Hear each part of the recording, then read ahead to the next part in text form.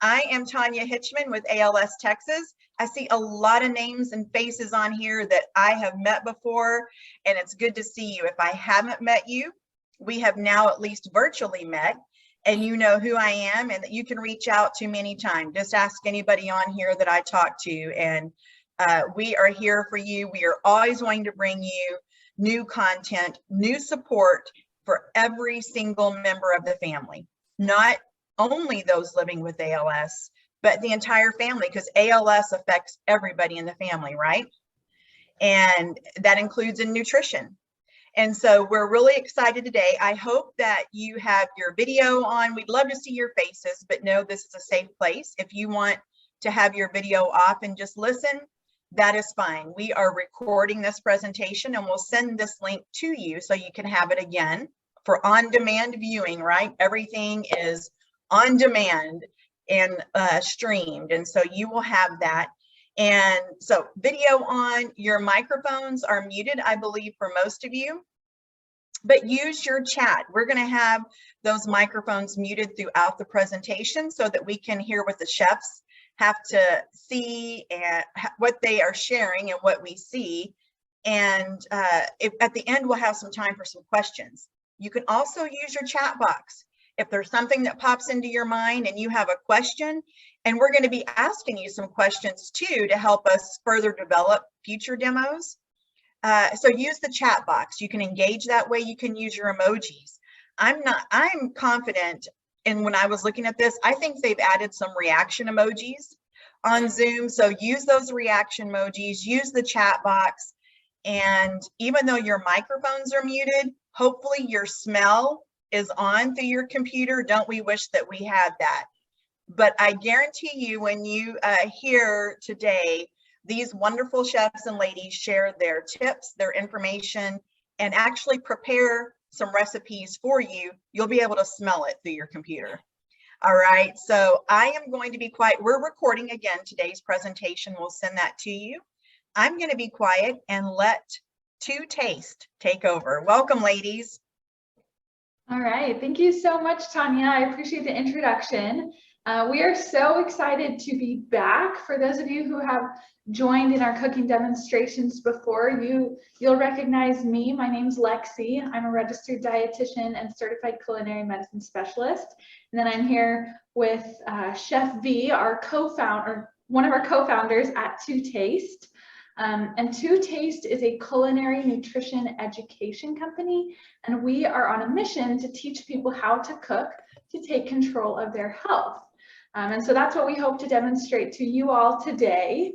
We have a lot of recipes ahead of us, so we're not going to do too much self-introduction because we've got a lot of cooking to do, but what we do want to do is a very brief nutrition overview, just talking about why nutrition is important to us, how we use it throughout our demonstrations, and how learning to cook with nutritious ingredients can help you take care of your own health as a caregiver, as well as the health of your loved one living with ALS. So a lot of this stuff will be review for those of you who have been in our cooking demonstrations before, but we still hope that you can learn something new.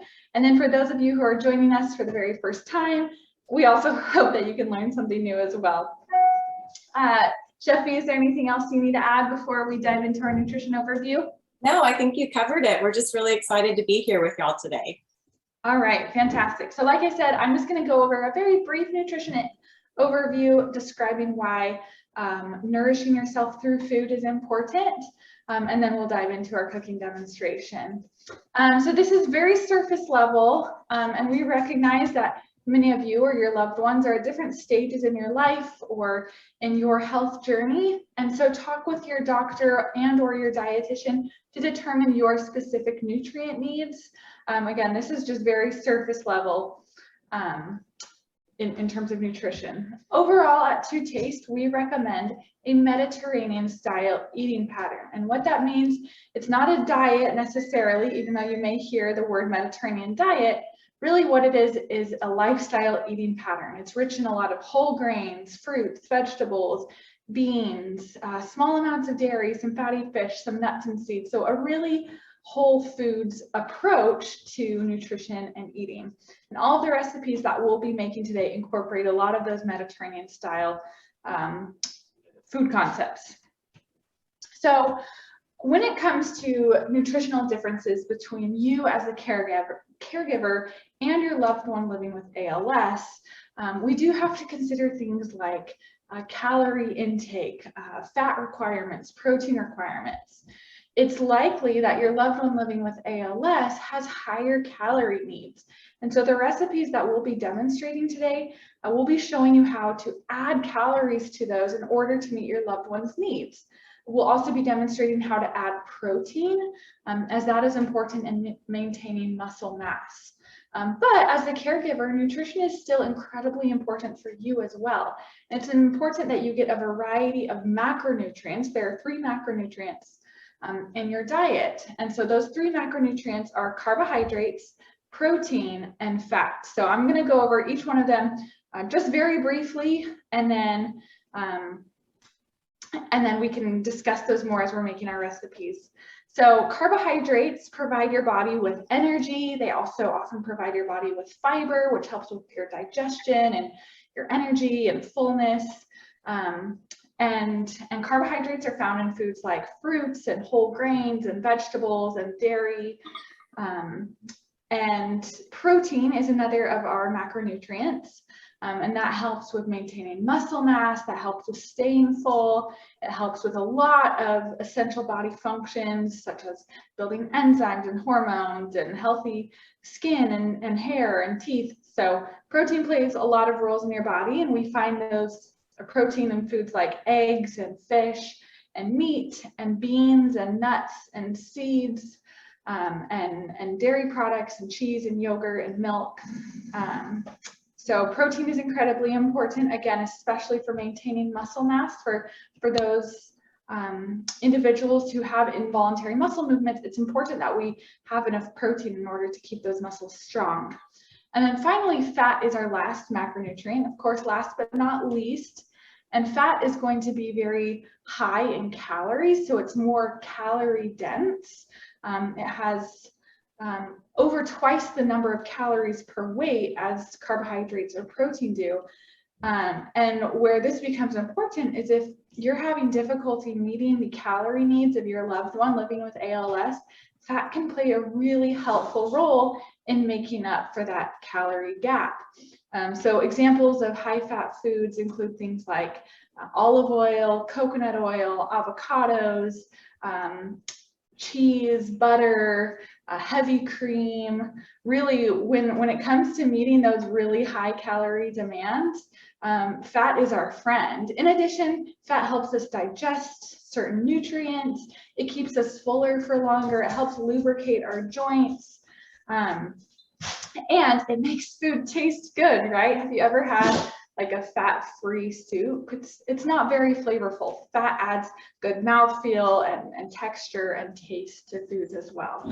So again, we'll be incorporating all of those macronutrients into the recipes that we'll be presenting today. And if you have questions about certain nutrients that we're incorporating in these recipes, or why we're adding something over another, feel free to drop that in the chat.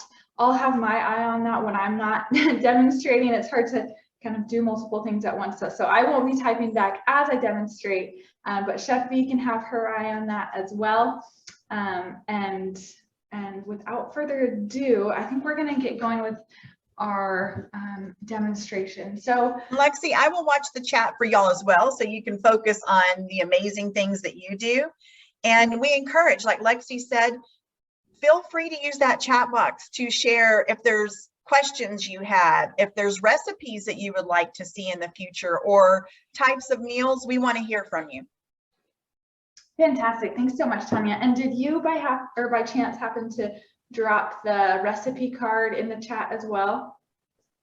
I don't know that I can do it in the chat, but it always goes to all of the participants by email, and I did put that in the chat box. So the handout that I shared while Lexi was talking, as well as today's recipes, will be sent to you in a follow-up email with the recorded link, probably sometime tomorrow afternoon. I will pull those recipes up on the screen though, if you'd like, when you just give me the go ahead, and I'll pull those up. Okay, well, we probably won't need them pulled up on the screen. If y'all have those in your email inbox, that should do Okay. fine. So if you're paying attention to the handout that Tanya pulled up on the screen, it said something about meal prep, so prepping for a year ahead. So that's the theme of today's cooking demonstration, is to meal prep for success in 2022. So oftentimes caregivers feel there is just not enough time in the day to take care of both their health and their loved one living with ALS.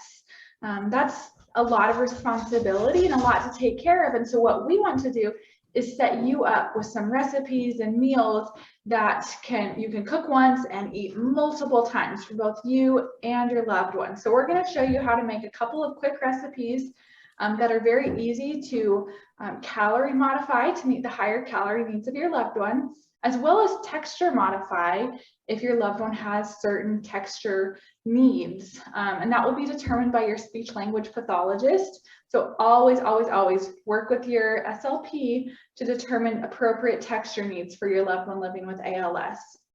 But again, all of these recipes can be modified for various texture needs. So cooking itself can be a very time and energy intensive process.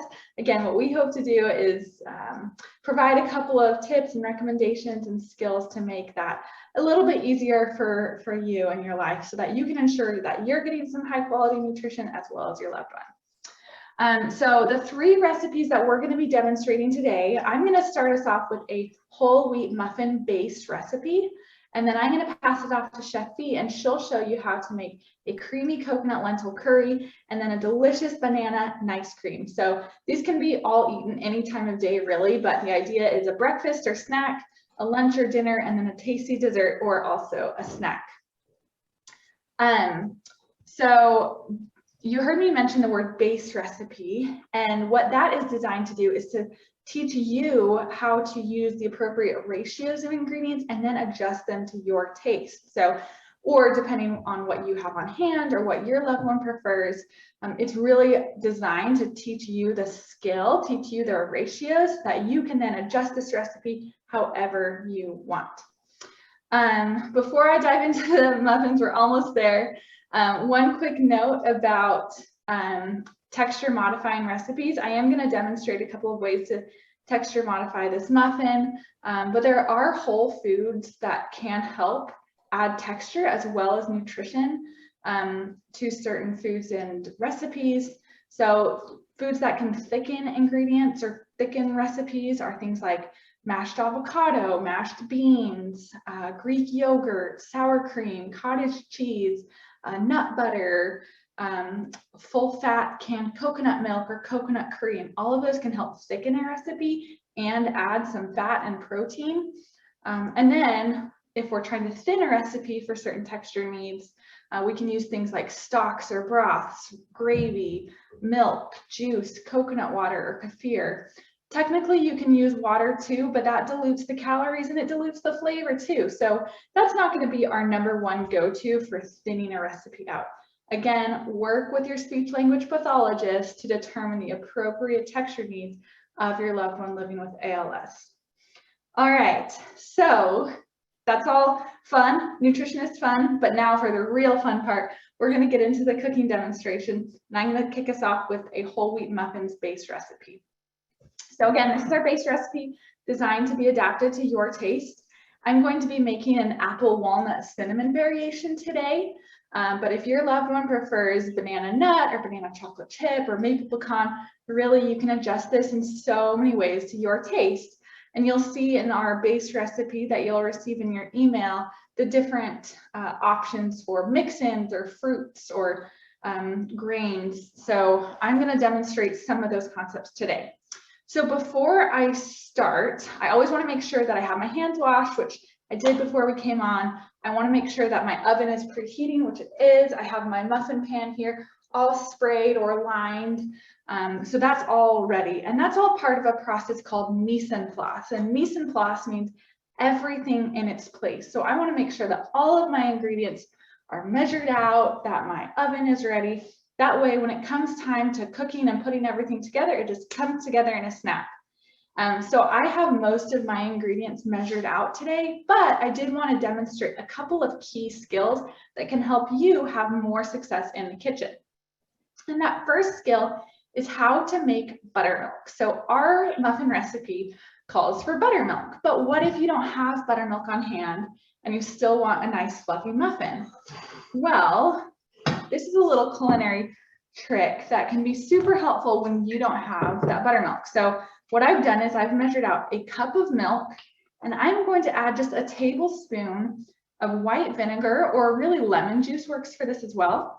And I am just going to combine that in the container with that milk. And I'm just going to let that sit for about 10 minutes. And the reason that I start with that is because I need to give the milk time to curdle here and to really develop that nice acidic taste that we're going for. That's going to make the muffin super fluffy. That buttermilk is going to react with the baking soda and baking powder to make for some really nice fluffy and moist muffins. So I'm just going to set that aside because we're going to start off with our dry ingredients. So this is a method called the muffin method. And what it is it's measuring out the dry ingredients first and then the wet ingredients, and then combining them gently to get a nice, soft, moist texture so we're not over mixing the batter. So what I'm first going to do is I'm going to measure out my flour. Now this is a whole wheat pastry flour. The recipe also says you can use a white whole wheat flour. Whole wheat flour is going to be higher in fiber than an all-purpose or white flour. But by using a whole wheat pastry flour, it's just going to be a lighter texture, or a white whole wheat flour is going to be a lighter texture, and you're not going to end up with a super dense, grainy muffin. So when measuring flour, I don't want to scoop my cup in and pack it in. That's going to give us really, really dense muffins. So instead, what I'm first going to do is I have a non-measured amount of flour in this bowl right now, but I'm going to measure out 3 cups into my large bowl here. So I'm going to fluff the flour to get some nice air incorporated, and then I'm just going to measure it into my measuring cup here. And I'm not packing it, I'm just gently tossing it in the cup, and I'm going to feel it overflowing. And then I'm going to use, you can use a knife, but really the edge of my spoon is straight enough that I'm just going to scrape off the edge. And now I have a nice 1 cup measure all measured out. So I'm going to put that in the bowl. And you can tell it's nice and fluffy, it's not packed. And I'm just going to do that for the next 2 cups as well, looking kind of quickly. Measuring that off. And one thing to note is that this recipe is actually a double recipe. So it's making a whole 12 muffin batch for you, the caregiver. And then I'm going to show you how to increase the calories for your loved one living with ALS. So we're actually making 24 muffins here. If you just wanted to make 12 muffins for either yourself or just 12 muffins for your loved one, that's totally fine. You can just half the recipe. Really, this is adapted from our just standard 12 muffin batch. But what this will do is ensure that you have a lot of nutrition on hand and your loved one has a lot of nutrition on hand as well. Or if you just wanted to make 1 batch itself and wanted to divide it out into 6 and 6, that works as well. So I have my flour all measured out, and now I'm just going to sprinkle on some cinnamon. That was about 3 teaspoons of cinnamon. I'm a big cinnamon fan here. I'm going to add on 1 teaspoon of kosher salt, and then 2 teaspoons of baking soda and 1 teaspoon of baking powder. Now I had that already measured out just for time's sake, but of course you can measure that out from the container as well. And now I'm just using a whisk to combine this all together. By using a whisk, that helps keep some of that nice air inside and keeps us having some nice fluffy muffins. And oh my gosh, I can smell the cinnamon. I wish, like Tanya said, this was smell-o-vision, and I wish that you could smell the cinnamon already. These are going to be so good. All right, so that's all combined. Now I'm just going to add 1 cup of chopped walnuts in here, and I'm just going to toss that around. Now, if your loved one has a texture need where they can't have things like nuts or seeds, feel free to leave those out. But walnuts do add some good nutrition. They do add some good texture. So if they're able to have those, that can be a good option. Other sliced or chopped nuts also work great in here as well. You can also add in things like dried fruit, chocolate chips. I'll be adding chocolate chips in the second batch for our loved ones who have higher calorie needs. But I just use a spatula to kind of coat all of those walnuts in the flour mixture. All right, so now I'm going to set that aside because now I'm going to combine all of my wet ingredients in a separate bowl. So what I have here, I have 3 cups of applesauce measured out. I have my 4 eggs, a half a cup of canola oil, and then I have my buttermilk mixture here. And then I have my brown sugar.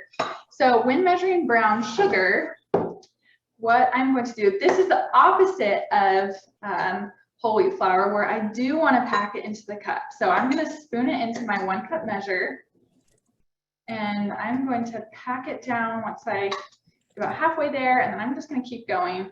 If you are working to reduce your sugar intake, you can slightly reduce this brown sugar amount. Personally, I prefer a little bit less sweet of a muffin, so I would probably reduce this by about 1/3.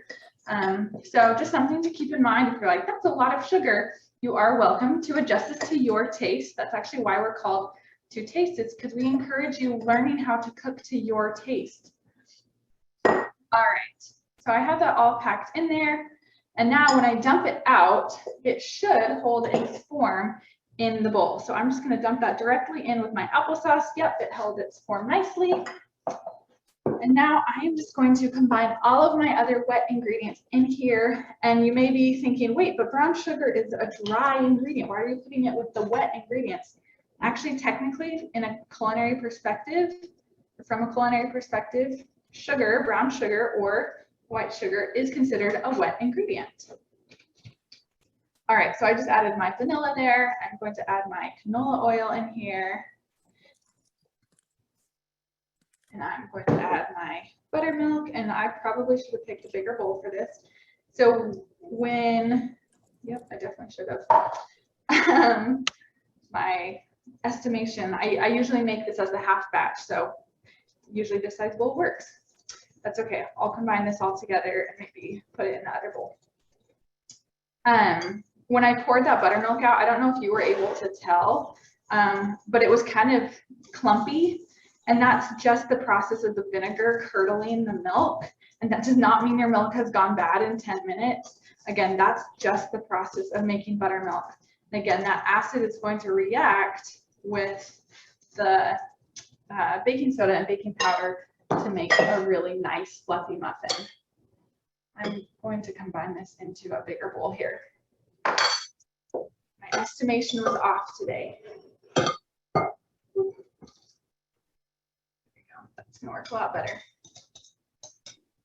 All right, I'm gonna try and keep working quickly through this. I know that Chef V has several recipes to get through as well, but we are almost there.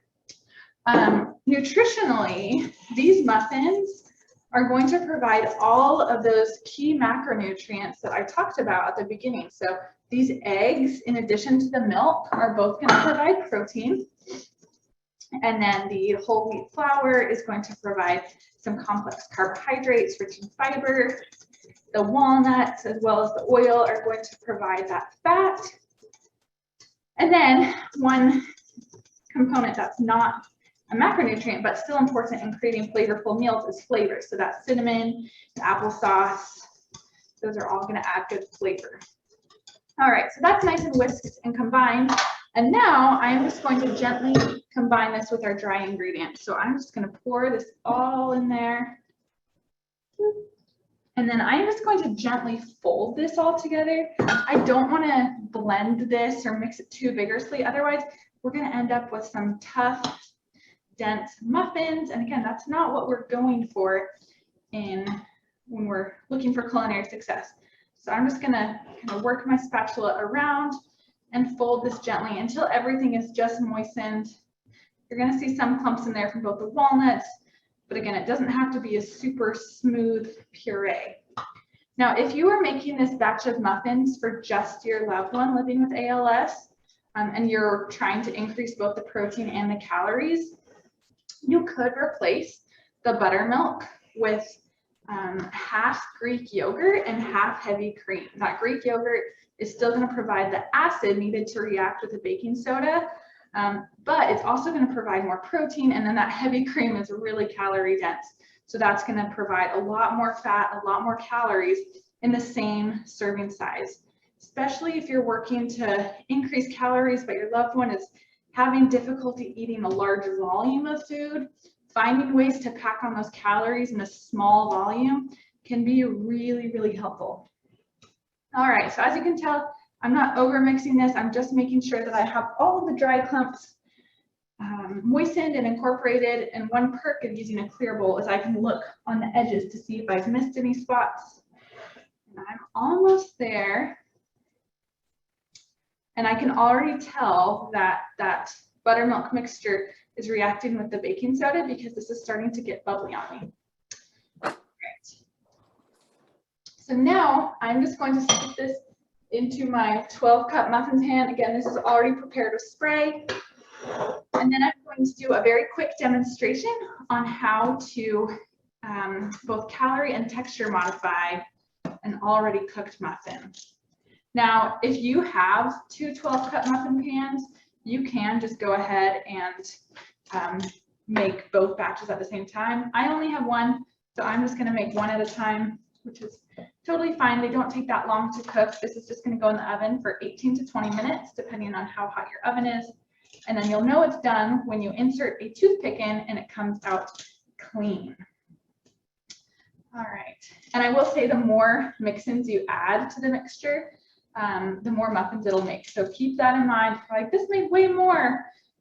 More mix-ins will obviously increase the volume. All right. So this is just a portion scoop. This is super handy for making muffins. I make muffins all the time, and that thing is a huge time saver.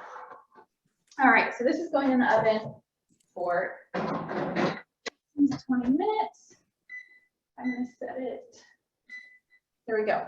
Now, so you can calorie modify your loved one's muffin batter either before cooking, as I'm going to demonstrate now, or you can just wait to do it afterwards. If you just wanted to get one batch done out of the way, that's totally fine. If you want to save yourself the thought process of, okay, what can I add to the mixture that they can have, you can just wait until afterwards. There are lots of ways to modify after. I'm going to add a cup of chocolate chips because I have heard that many people love their desserts. So I'm just going to add some sweet chocolate chips in there. You could add more brown sugar to their mixture. You could add nuts if that's appropriate for their texture needs. You could add ground flax seeds. Like I said, you could replace the buttermilk if you were just making this for them. Or again, you could leave it as is. We had a great suggestion about grinding nuts using a coffee grinder. So essentially making like a nut flour they could add to this if there's texture issues. Yes, that is awesome. Yeah, that is awesome. All right, so that's how you would calorie modify the batter. But now I'm going to demonstrate how to calorie modify the muffin after it's cooked. So I have one already made. I always have muffins in my freezer. Now, if your loved one can tolerate a regular standard texture, they could just put some butter on here, some nut butter. You could just serve it alongside other high calorie foods such as a smoothie or scrambled eggs or Greek yogurt.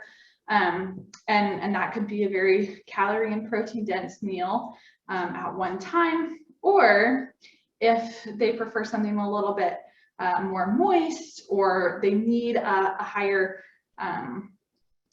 calorie in a smaller serving, you can add things like heavy whipping cream or maple syrup, or both. You could also add in things like melted coconut oil, melted butter. And so I'm going to demonstrate how to first soak a muffin and then how to blend it. So by blending the muffin, which might sound a little bit weird, but we did it with our pancakes last time if you were here in our last demo, you're still going to get a lot of quality nutrition, but in a more texture appropriate way. So if you're soaking and or blending a muffin, it's helpful to have either the muffin or the liquid warm. It's just going to help it soak a lot better. So I'm just going to throw this in the microwave for about 15 seconds, nice and warm. And then if you are blending it, sometimes blending multiple at once just is a little bit easier on your blender. That said, I have an immersion blender, which seems to do pretty well with just one at a time. But do what's best for whatever you have on hand. All right, so that's nice and warm. And now what I've found for blending specifically is that if I break it apart, it's gonna blend a lot easier. So I'm just gonna break this into some chunks, and oh my gosh, those chocolate chips are melting in my fingers, or on my fingers, because I already had chocolate chips in that batch. Wipe that off.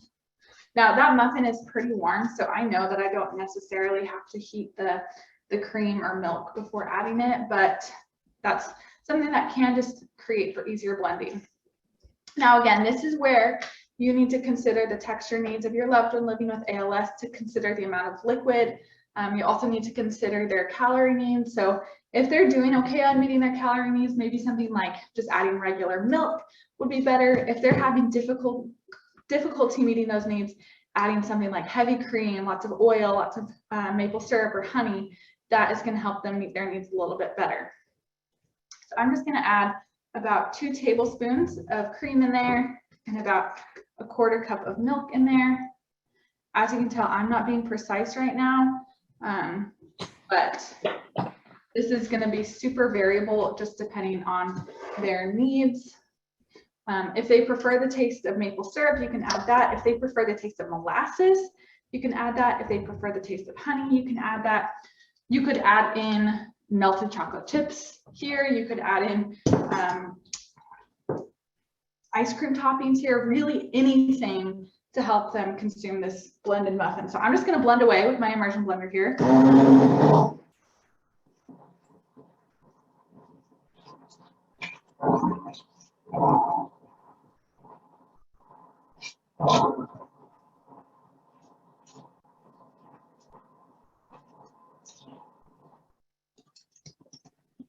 All right. So now this is, again, where you need to be cognizant of your loved one's texture needs. This ended up being a pretty thin mixture. Let's see if I can, the camera's up there. So you can kind of tell that that's more like a smoothie. Now this will thicken as it cools. It will thicken in the refrigerator. But if you're like, oh man, that's way too thin, you could also just add another muffin to thicken it right back up. And then you have a texture appropriate ready for you. Now, when it comes to freezing the muffins, we do recommend keeping muffins in the freezer if you're not going to eat them this week. They store super well. Just freeze them on a lined baking sheet. And then once they're frozen for about an hour or 2, you can throw them in a freezer safe Ziploc. And then they'll keep in the fridge for several weeks or months. But we don't recommend freezing the blended smoothie. We recommend freezing at the time of service, just because it wouldn't keep its same texture in the freezer. So definitely keep that in mind, but lots of opportunities to texture and calorie modify after you thaw that muffin. All right, I know I could go on and on and on about ways to modify this muffin, but I do need to pass it off to Chef V for our creamy coconut lentil curry. Again, I'll be monitoring the chat now. So if you have any questions for me, I'm happy to follow up with those. But I'm gonna pass it off to her. All right, thank you, Lexi. I wish in addition to smell-o-vision, we always joke like you could transport the food, right, through Zoom, so we could give all of these samples, because I would love to have some of those muffins even right now. So I'm going to demonstrate 2 recipes that Lexi referenced before. So the creamy coconut lentil curry, which is what I'll start with, and then a banana nice cream. And I'll explain why we call it nice cream when I get to that. But the reason why we like this creamy coconut lentil curry is that you can make it at the beginning of the week and it will stay good in your refrigerator, but it also freezes really well. And it also lends itself to being blended and pureed. And that's actually still a really normal way to consume it for everyone, not just your ALS loved one. Pureed lentils is very common in a lot of cultures. So I'm going to start with that recipe first, and hopefully y'all can see I have everything mise en place right here. Lexi referenced that, right? I got all my ingredients pre-measured. So I have some extra virgin olive oil. This is a very healthy fat. So Lexi was discussing fats. This is one that's really good for our hearts and our brains. And then I have some lentils, and I know a lot of people, I would be so curious to see how many of you eat lentils. If you wanted to write something in the chat or use one of the emojis to show that you cook lentils or have cooked lentils. I don't feel like they're as common, I'll say like in American households, but they're awesome. I see Tanya said I love them.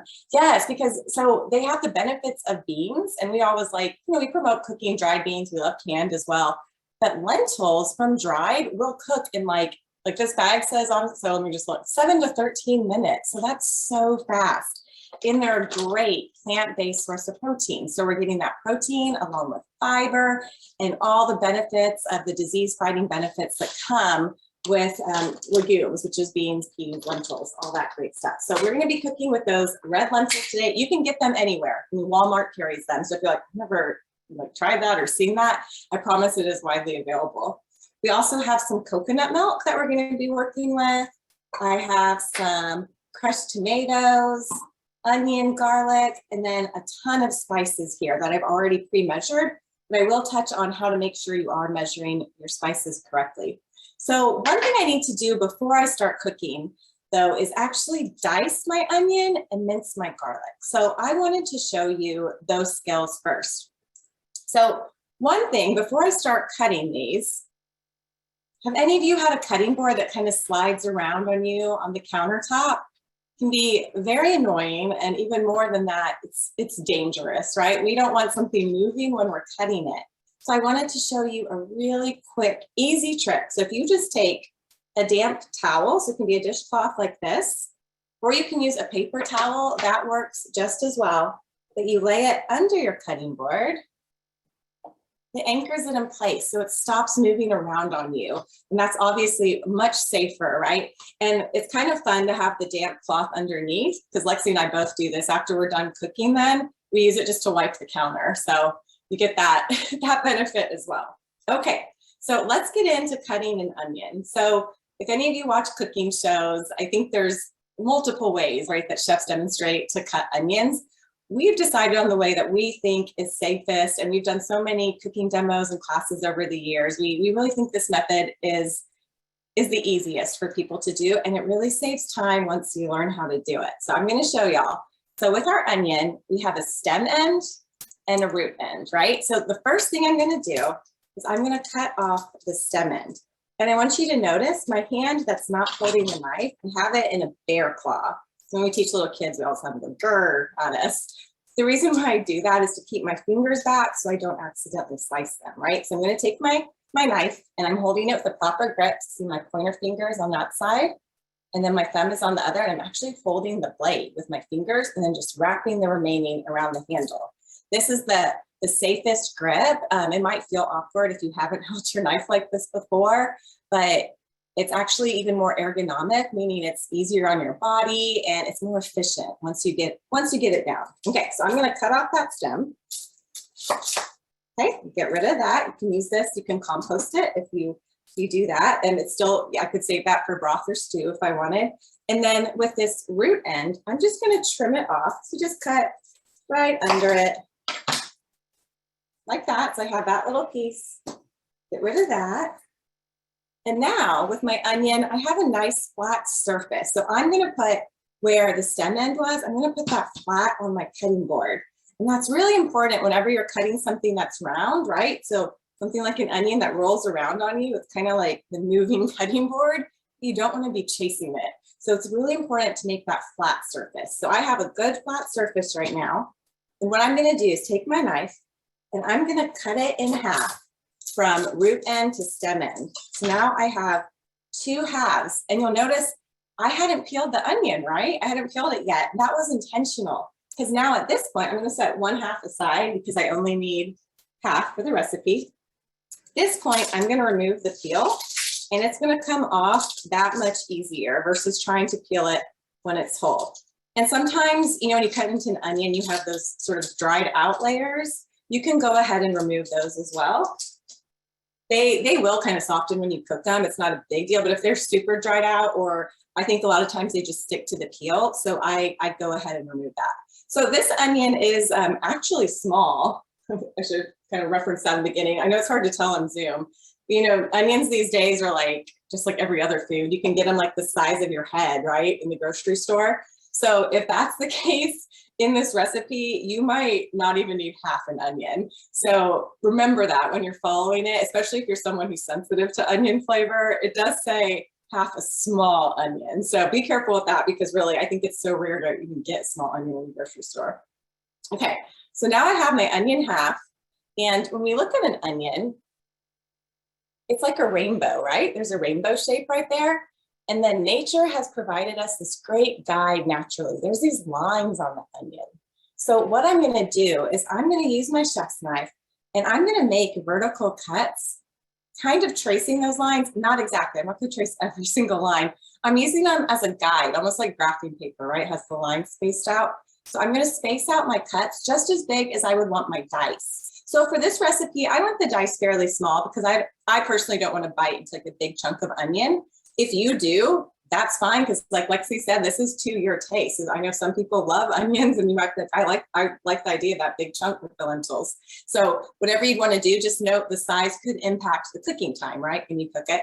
So I'm going to take that knife, make those vertical cuts, but I'm not going to cut through the end, and I'll show you why. It's going to hold it together. So I'm making those cuts. I am hitting the cutting board. So I'm going to the cutting board, but I'm not cutting through the end.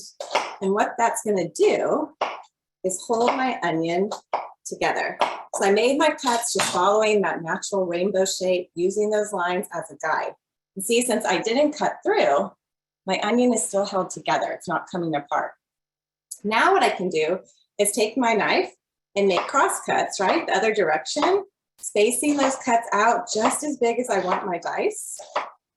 And when I get to the end, don't risk your finger. See how my claw, right, is now below my blade? That's dangerous. So what I want to do is knock it over, and now my claw is above the blade. So now I'm going to just kind of retrace those lines. Again, not exactly. I'm just making some cuts again to get as close to that root end as I can so I don't waste anything. And then I'm just going to do some dices like that. And then that's all that's left. Did that look easy? What do y'all think? Have you cut an onion like that before? Maybe let Lexi know in the chat. She would love to hear what you say. Maybe give some tips if you had any questions like, wait, what did she do there?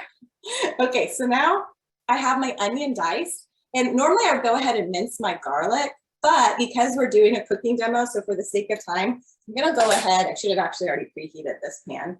I'm gonna go ahead and get my pan going, and once it gets warm, we're gonna add the onion to the pan.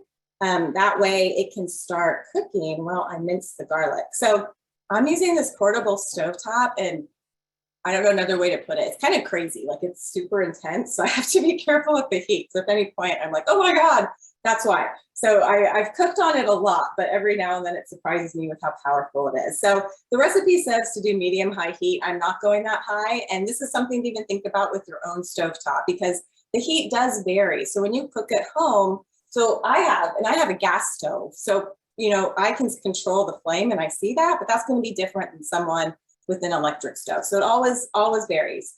So what I'm going to do is I'm going to preheat the pan, then I'm going to add the oil. So once the pan's hot, then I add the oil, and then I add the food. So we like to call that fire, fat, food. So it's an easy way to remember. This is really, really more important when you're cooking meat items.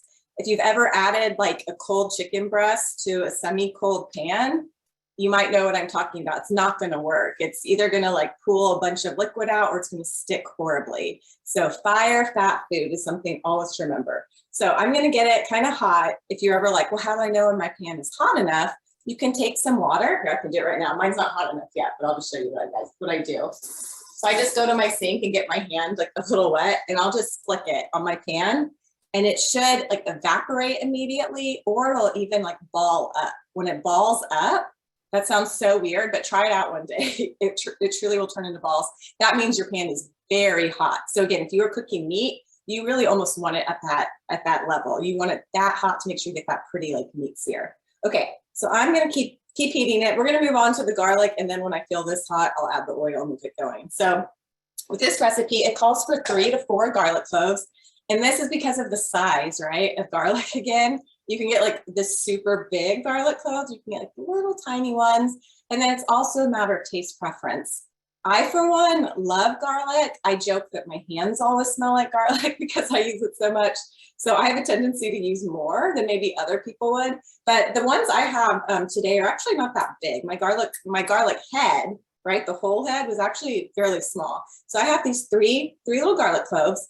And I just want to show you how I remove the peel. So if you've ever tried to sit here and take the peel off with your fingers, that's not fun. It's really sticky. They're actually even kind of hard and can almost, I don't want to say cut you, but sort of like they're almost sharp in a weird way. So the easiest way to do it, you might have seen some chefs do this before, where they like slam, right, a knife on the board. So we don't do it like that. We do it the boring, safe chef way.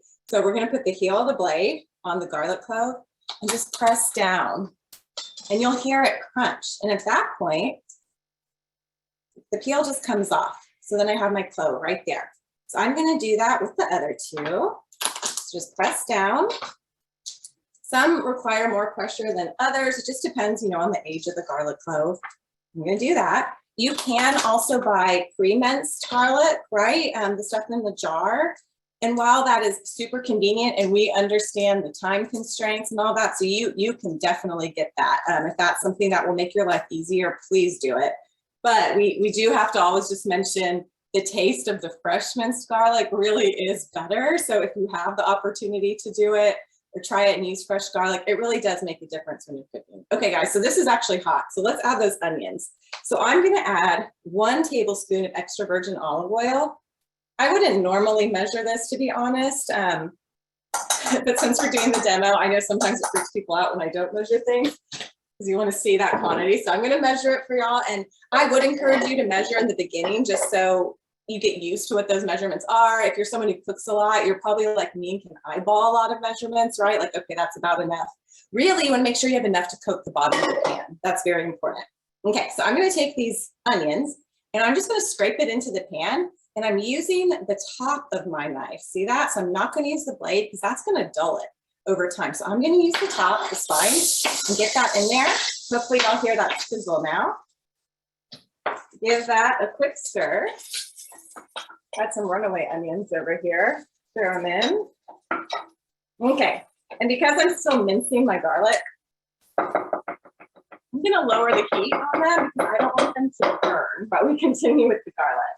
I don't know if you can still hear it, but that's how intense this burner is. They're still sizzling really hard. Okay, so I have my peeled garlic. So what I want to do is now get it to a mince, right? To make it look like that stuff you can buy in the jar. So I'm going to take my knife, use the heel again, and just sort of press down one more time. And now I'm going to take my chef's knife, have my claw, and I'm just going to kind of slice it, make some slices across. Doesn't have to be perfect because I'm going to basically squish all this in a minute and make some more slices with this other one. Then press down. That one was flat, so I didn't really need to squish it. Press down, more slices, right? Get that off my knife, pull it back, gather it all together using the top part of my knife, not the blade again. And now I'm going to use what's called a chopping technique. So I'm going to actually put my non-cutting hand on the top of the blade, and I'm going to make a motion where I go back and forth over the garlic like this. And I'm just going to keep doing that for a while, back and forth, until I see where I get it pretty fine. And it will start to spread out on you. So when it does that, you want to go ahead and bring it back. Do it again. I'm going to do it one more time. And then I'll show you the mincing action. Okay, so that's nice and fine now. Drop that off. Be careful when you're wiping anything on your blade like I am. It's actually safer to do more of a motion like this. It's kind of a bad habit I've developed over the years. I just push it down. Okay, so I have it gathered. And now to mince it, I'm going to take, so my hand, again, that's not holding the knife. I'm going to put my finger sort of on the top. And I'm going to take my blade at an angle. So sort of almost flat to the board, but angled a little up. And I'm going to press and drag. So I'm like sort of digging into the garlic and then dragging it, and it creates this paste. I'm just gonna keep doing it, and I'll bring this closer to the camera so y'all can see what it looks like once I get it all done. And you'll see it looks just like that stuff in the jar. Okay, so drag, so press and drag. Okay, and actually I can just always, I like to do this. Scoop it up with my knife. And see, it looks a lot like the stuff you can get in the store, right? In the jar. So I know I have been told I make that look a lot easier than it really is, but I promise it just, like, it takes practice. If you're someone who likes to cook, try it out, and you'll get the hang of it. Okay, so these onions, because this burner is so intense, these onions are already getting browned. So it is ready now to add the garlic and spices. So I'm going to go ahead and get this minced garlic in there. Okay, and then I'm going to add the spices. And the reason why I'm adding the spices now, because it helps to bring out the flavor. So we sort of say, like, we always call it toasting the spices in our company. You'll hear like blooming the spices. It's a technique used in a lot of other countries. So my dad's from Pakistan, and this is something they always do when they cook. They add the spices at the beginning of the process in the oil to make sure it releases those oils and flavors. So I have 1 teaspoon of coriander, 1 teaspoon of cumin, 1 teaspoon of turmeric, half teaspoon of chili powder, and a half teaspoon of ginger all in here. So a lot of spices. So when you look at the recipe and the ingredient list, you're like, whoa, that's a lot of ingredients. Remember that. Just remember how many were actually just spices. So don't be turned off by that. It's not difficult. Okay, so I've added that, and you just want to sort of cook it for about 30 seconds or until it's fragrant. So I can already smell those spices. They're so strong and delicious. I love all of these. So I have that in the pot. And now that I've done that, I can add the other ingredients. So I have some crushed tomatoes here in a can. Fire roasted are really good too in this recipe. The thing to watch out for is look at the sodium on your can and make sure it's 140 milligrams or less. That'll mean that it's low sodium, because we all want to be watching our sodium intake. So I'm going to go ahead and add that in. There's a sizzle. Okay. I'm going to get some water. So we have 2 cups of water here. And then I just need to add the lentils. Give it a stir. Let's get those lentils. Now my burner is finally calmed down, so I'm going to bump up the heat because I do want to bring this to a boil first. Get those lentils in. I have 1 cup of those red split lentils. Okay, I'm just going to give it all a stir together. And this might be more of an exotic recipe for many of you watching, but it is really, really delicious. I know Lexi served it to a lot of people. She actually has an Instant Pot version of this recipe on our website. So if you're looking for another way to save time, you might check that out so you don't even have to deal with it on the stove. Okay, so what I'm waiting for now is for this just to come up to a boil. And then once it's boiling, I will cover it, reduce it to a simmer, and let it cook for 13 to 15 minutes until it's basically starts to thicken and the lentils soften. But I did want to show you something because I did pre-measure all of those spices.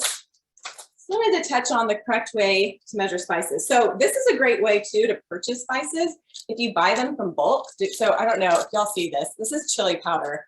This is like bigger than what you would get in just a little bottle, right? This was only $1.75, and I want to say it's like 2 spice bottles worth. So it's a great value when you buy in bulk. And this is even from an expensive store. It's from Central Market. So even stores like that, when they have the bulk department, it's usually there's some good cost savings there. So to measure spices correctly, so if it calls for half teaspoon, right? So that's what I have. Hey V, just one quick thing. We only have 5 minutes left in our demo. So, oh my gosh, yeah. Okay. So I have it nice and flat right here, and that way I'm not overdoing it. Okay. And you know what? It's about to boil, so we are good. Let me, I just realized I have to wash my hands before I do our banana and ice cream. Otherwise, they really are going to taste a lot. It's going to taste a lot like garlic. Okay, please be entering questions in for Lexi, since we're going to end like right on time. To the dot. Our curry won't be done, but that's okay. We got through the main cooking points of it. Okay, so let me get this out of the way. And while those lentils are cooking, it's still not quite up to boil. It'll get there in just a second. I hear it. I'm gonna get my blender. This is kind of a crazy blender. It's a Ninja. So the part you plug in is on the top and you put it on top. Kind of interesting, but we're gonna make a banana nice cream. Why we call it nice cream is because it's truly just frozen bananas that you blend up. And why this is so great, you can make a very healthy dessert for you, but then you can easily bump up the calories for your loved one. So let me pull out my frozen bananas. I'm so glad my toddler got a hold of these when I was testing this recipe. And so I was like terrified he was gonna find them all before the demo and I wasn't gonna have anything to show y'all anyway. He likes to just eat them frozen. The texture is almost like a popsicle, so just something else you might consider. Okay, so to freeze them, I peeled the bananas, I cut them into quarters, and I just put them on parchment paper on a pan and popped it into the freezer. So that way, if I wanted to, I could transfer these to a bag and they wouldn't stick. Okay, so this is 2 peeled bananas. I'm gonna add it to the blender. I need 1/4 cup of liquid. So you can use milk or milk alternative. I'm going to use coconut milk because it was going to go in the lentils. It's going in the lentils as well. So I already had it out. We add some coconut milk. And then you can also add a dash of flavor extract or some spices, whatever you want. I love, love, love almond extract. So I'm going to put a little in here. Put it in. And then all I'm going to do now is blend it up. And it does take a few tries. I will have to use my spatula and scrape in between because it does sort of get chunky. Let me give these lentils a stir. They're doing good. We'll have to send a picture of the final lentils. Oh, we have one on our website. Maybe Lexi can, okay. Y'all check out the picture so you know what it's going to look like. Okay. So it will look pretty chunky at first. Don't be deterred like, oh my gosh, it's not working. I need to add more liquid. You don't. It's going to eventually get to this creamy texture. So let me do it again. Last time I had to do it about 3 or 4 times. Hopefully it's faster since we're running out of time. Do it again. Coming together.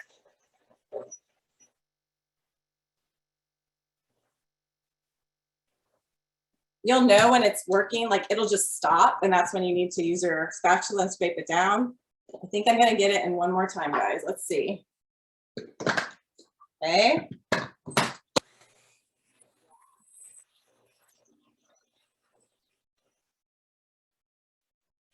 Come on.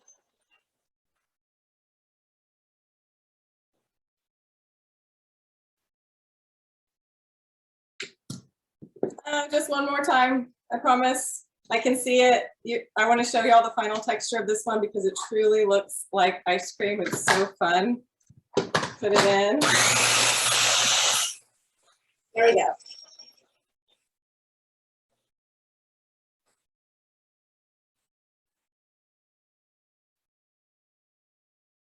Okay, so this texture is very much like a soft serve yogurt is how I would describe it. So depending again on your loved one's texture needs, you can obviously thin this out very easily, right? With some high calorie liquid. You could use heavy cream if you needed to. You can also top it with any just traditional ice cream toppings. So put whipped cream, you can put any of those like toppings you buy in the grocery stores, chocolate sauce, caramel sauce, whatever would sound good. Melt some chocolate chips and put them on top. Lots of choices. I'm going to add some mini chocolate chips, dark chocolate, because I am a chocoholic. Dark chocolate does provide us with some great nutrition. Stir that in, and I'm going to put some in a bowl so y'all can see the texture. And I gave this to my 3-year-old. He had no idea it wasn't real ice cream. Now, keep in mind, I am a dietitian, and so I feed him very healthy, so my kids aren't as exposed to a lot of other foods. But really, he ate it, and he's like, that was so yummy. It was such good ice cream. And for my husband, I mixed in some cocoa powder into it. You can do like 1 teaspoon per banana of cocoa powder. And I put chocolate chips and cinnamon, and he ate it. And he was like, I know it's not ice cream. He's like, I would totally eat this. Like, it is delicious. Okay, so let me show you that finished texture. So hopefully y'all can tell. And it's so yummy. I mean, it does taste like bananas. So you have to like bananas, but it's delicious. Okay, so I see it's 12:01. So let me just tell y'all what you would do with these lentils. So right now, and because this burner is crazy, they're like boiling under here. But I would simmer this for 13 to 15 minutes, like I mentioned earlier, right, until it thickens and the lentils soften. Then I'm just going to stir in some coconut milk, about half a can. Use your judgment, what looks good to you. Maybe you don't want that much coconut milk. There are reduced fat coconut milks, but we recommend the full fat for this recipe because this is a very lean recipe. If you need heavier, if you need more calories, take out half for you first, right? And then you could add, or take your serving out for your loved one and add some heavy cream, some avocado, some sour cream, Greek yogurt, whatever you want, you can do to bump up the calories. And you can serve this with brown rice, some naan. For texture modification, you could serve it with some rice cereal or mashed potatoes, lots of options. Okay, I think I did it. Lexi, do we have any questions? It doesn't look like we have any questions right now, but I dropped all of the recipe links to our website in the chat. So if you want to ask questions, we have a comment section on our website for all of those recipes. So feel free to ask away there. Or you can send Tanya an email and she'll get that sent off to us. But thank you all so much for your participation today and for your attention and your time. We really appreciate it. And again, this is all just to serve you, and we really hope that the culinary skills that we demonstrated today, the nutrition that we discussed, help provide a little bit more ease in your life and the life of your loved one living with ALS.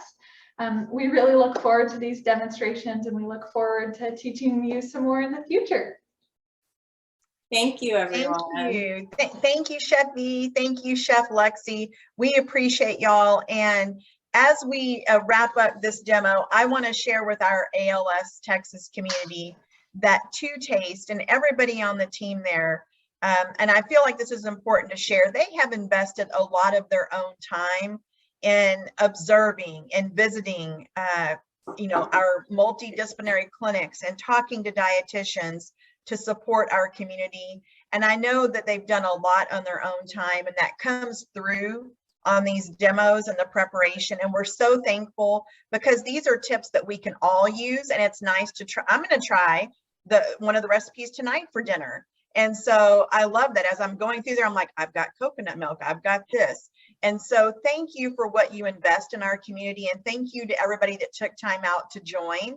As I mentioned, I'll share all of the tips, tricks, and links that were put in the chat box and the follow-up email, the handouts, and a link to the recording of today's demo. And that will probably go out to you tomorrow or Friday at the latest, all right?